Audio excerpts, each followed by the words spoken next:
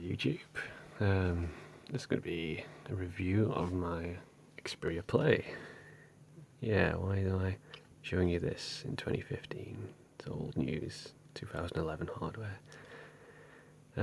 Well, I just thought it'd be fun to do. Why do I use this still? I don't use it as my primary phone. My primary phone's a Note 4, which I'm using to record this video, but this is my secondary, you could say. I don't use it as an actual phone. I keep it in airplane mode all the time. But, yeah, I use it for gaming. Mainly emulation. Just emulation, actually, in fact. It's really, really good for that. Even today. With all Android handheld consoles that are out now by Chinese manufacturers, like the JPD, GPD, and things like that.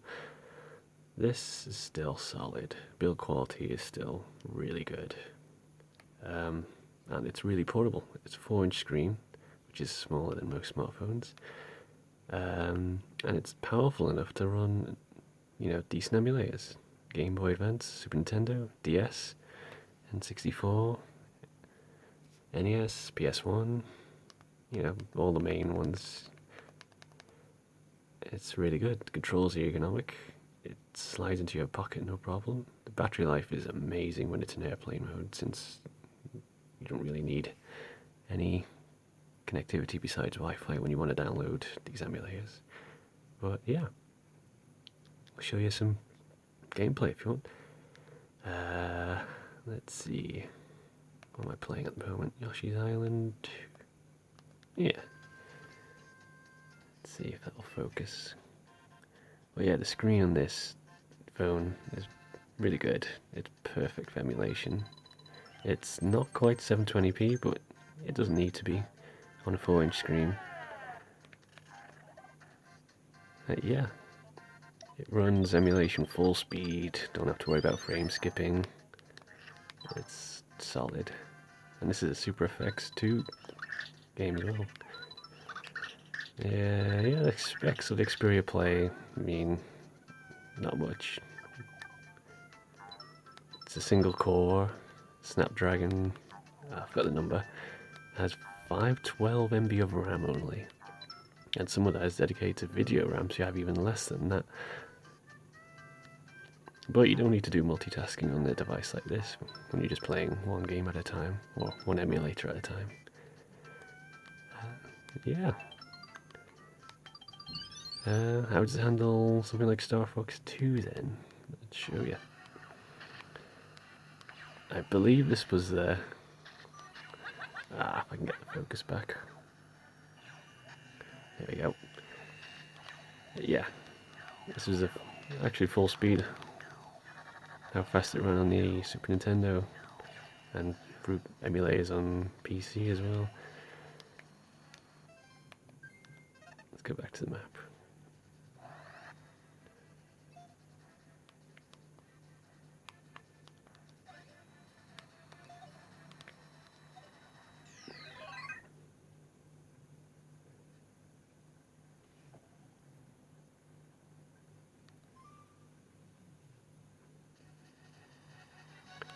Yeah, no problem emulating Super Nintendo. This is using Robert Broguia's Super Nintendo emulator. Really good. Alright, something a bit more power.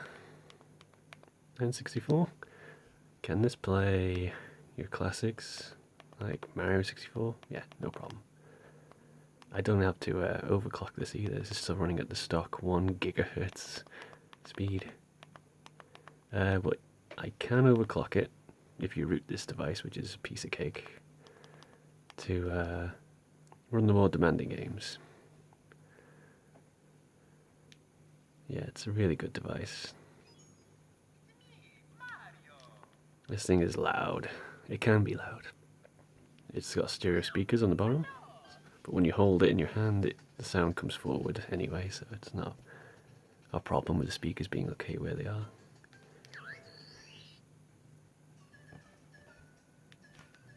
Whoops, nearly dropped.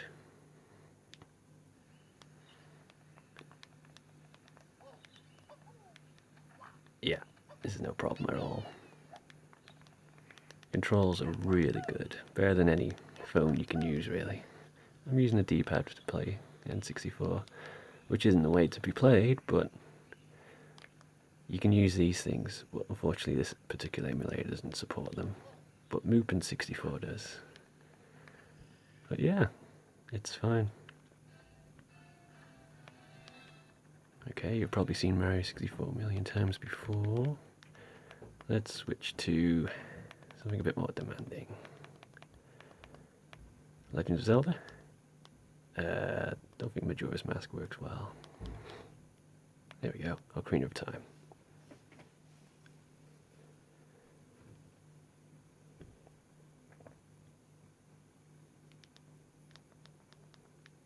I think I've got a save game. If not,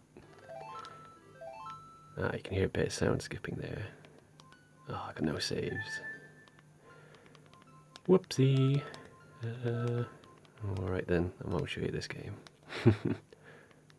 But this one is a game that you probably have to overclock to like 1.6 gigahertz is the maximum you can overclock the Xperia play, and it still functions fine. PS1 emulation works good. Oh. Okay. Okay, put Wi-Fi back on.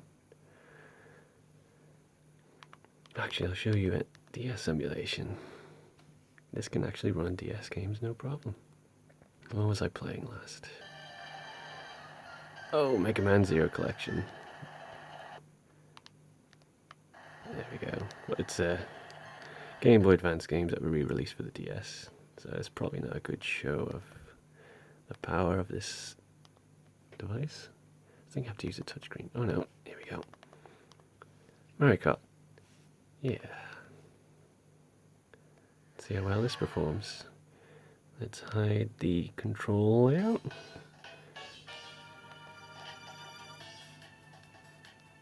Yeah, we'll just play single player.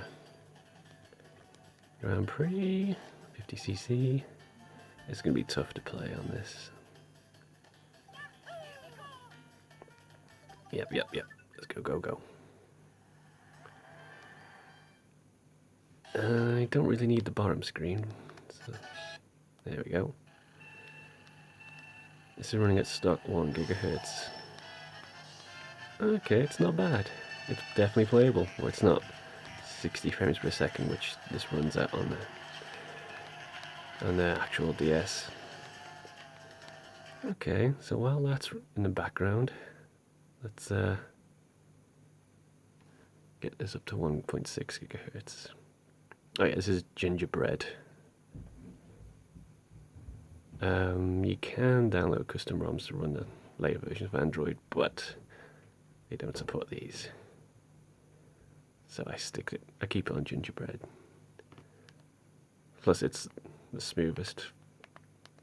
Yeah, emulators run better on Gingerbread for some reason on this phone. Okay, let's see. There we go.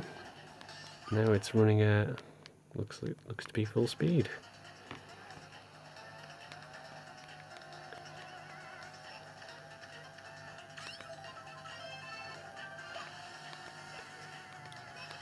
No problem. And this is 2011 hardware. Has no problem running DS games. Very excellent handheld. And I think playing Android games are a bonus. Well, I don't really use it for that. But yeah, Xperia Play. Amazing handheld machine. Better than the PSP. It's better than a lot of handhelds, in my opinion. It's perfect for Super Nintendo, Genesis, Mega Drive, PS1, you name it. But Dreamcast, GameCube, nah. Well, they don't even run properly on more powerful handhelds anyway.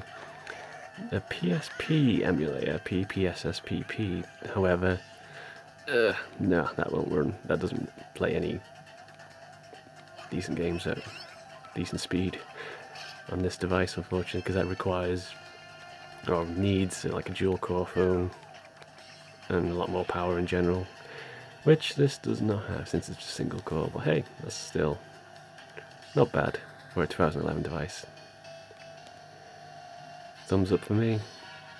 Yeah, hope you enjoyed the review, and subscribe if you want to see more random things I've got that I still use. Probably. Yeah. Anyway, there you go. Hope you enjoyed. Thanks.